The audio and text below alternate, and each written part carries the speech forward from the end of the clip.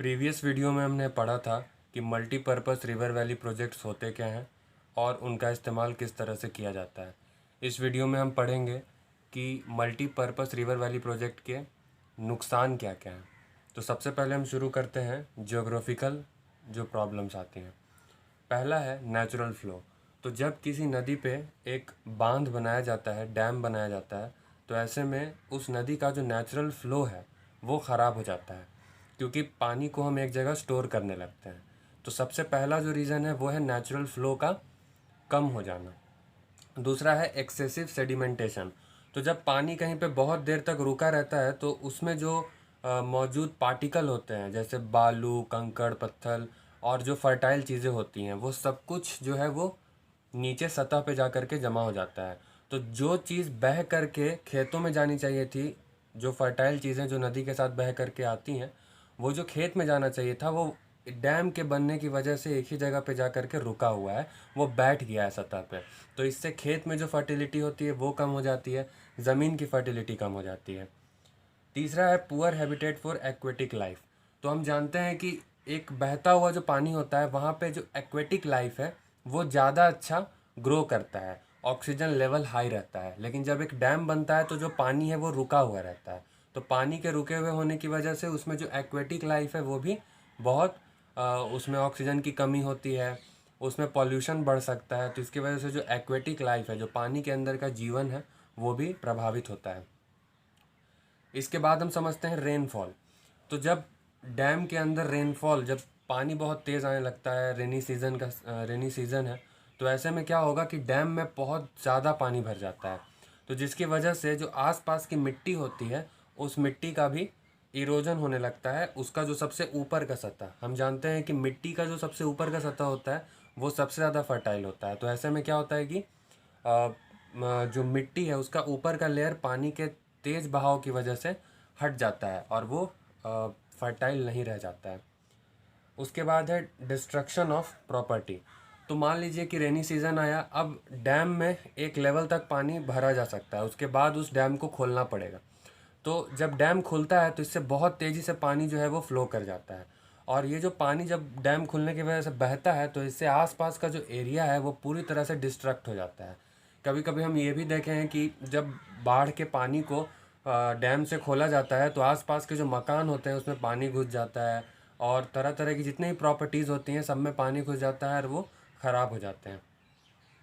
और soil erosion, जिसके बारे में हमने बात किया कि जब मान लीजिए अब रेनी सीज़न का समय है, डैम की कैपेसिटी ख़त्म हो गई है पानी को रोक के रखने की, तो ऐसे में क्या होगा कि वो डैम का पानी खुल जाएगा, और जब वो डैम का पानी बाहर निकलेगा तो ऐसे में जो है मिट्टी का जो पहला लेयर है उसको वो काटते हुए आगे बढ़ेगा। इससे जो सॉइल है वो इरोड हो जाएगा, उसकी फर्टिलिटी कम हो जाएगी।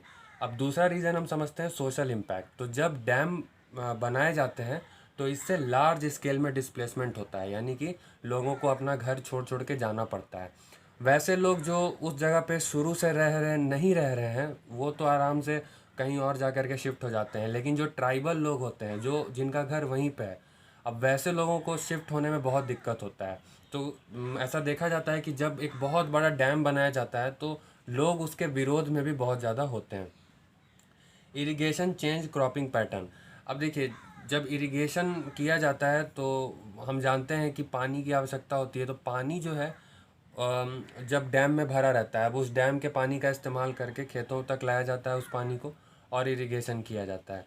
अब मान लेते हैं कि डैम का जो पानी है वो जो इरिगेशन में हम पानी इस्तेमाल कर रहे हैं, तो पानी अब अवेलेबल है साल भर।